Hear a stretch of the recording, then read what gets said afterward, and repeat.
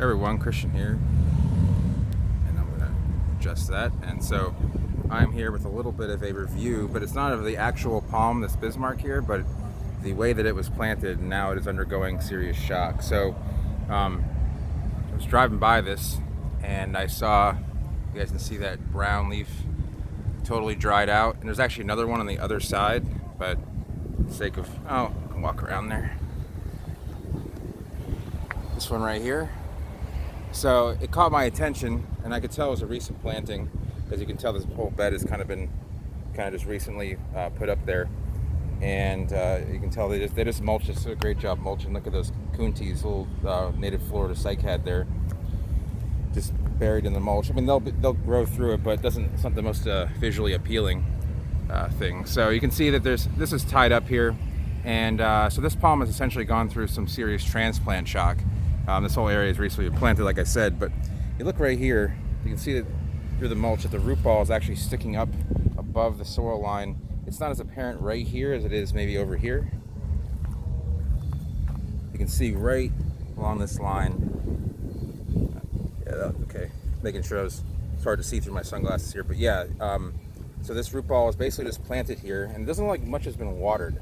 So, and especially seeing that the coonties there are all burnt up, that's a sign. Those don't tend to get too brown unless they really haven't gotten much water. And I'm not really sure what the purpose of these stakes are. They really want to keep these, when you tie up a palm, the purpose of kind of doing that is to, keep it compact and kind of reduce transplant shock. But this one really hasn't been properly tied up in any way. The string's way too thin, and it's kind of just tied up in this weird mess of knots that I've just never kind of seen before, at least by any professional method. And so the middle, the crown, is actually just like all gnarled up in one little spike, even though the problem is you can't keep it tied up for too long, really any palm, because the middle spear will eventually start to grow, especially in this warm weather. I mean, we're getting up to 85 every day pretty much, and if this is getting any water, this is going to start to grow. But the root ball is sitting up, it's dry, so that's going to increase the transplant shock. Now, it could have been a dead palm walking, in the sense that they could have just poorly put it in the ground. But I feel like even if they didn't, the lack of water, I don't really see any irrigation pipes. And this requires a ton of water when you transplant a palm this size. I mean, you want to put a drip on it at the base, pretty much, 6 to 8 hours a day on a drip, or just maybe like a half an hour just straight hose watering, just to kind of give it some extra oomph to kind of get going and to regenerate the roots. But what probably has happened is below here, the roots have air pruned, meaning that because it's sitting up and kind of out of the mulch a little bit, the wind coming by, as you probably can hear in the video, is actually drying out the roots top to bottom. And so when this palm is dried out like that, and air pruning essentially meaning like the palm roots are being pruned by the air drying out the roots, or by any just the roots drying out, is basically an air prune. Because that's happened, this palm started to go into shock. Now, you can the best way to actually kind of reduce the impact on that, or try and stop it, is to actually cut off a lot of these leaves to reduce the energy that's being required by the roots. Now, it obviously hasn't happened. I mean, these were already probably dead.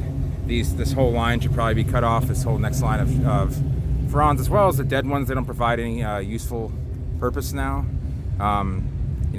They probably should have really tied back the end fronds. It's hard to really tell how they transported this, but the way it's tied up now is like, it looks like a 5-year-old did it. So I don't know how people like this get contracts to do this kind of work here.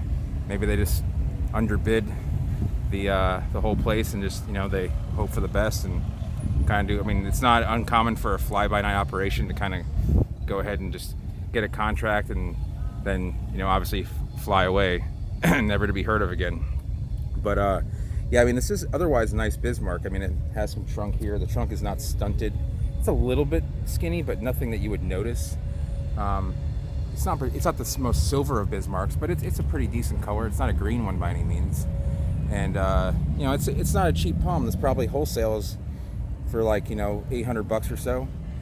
And it's just a shame that they're gonna have to eventually just dig this out. Now, if you guys watch some of the live streams, you'll see that I drive by a row of palms in Port Charlotte where with Bismarck's about this size, where the crown is actually bent like this, and that's just the crown already having rotted.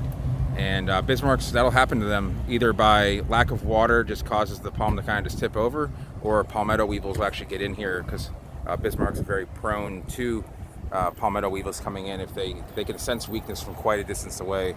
I've heard as much as a half a mile. I don't know if that's really true. I don't know, I'm sure etymologists could tell you more about that, but I'm not the expert on that.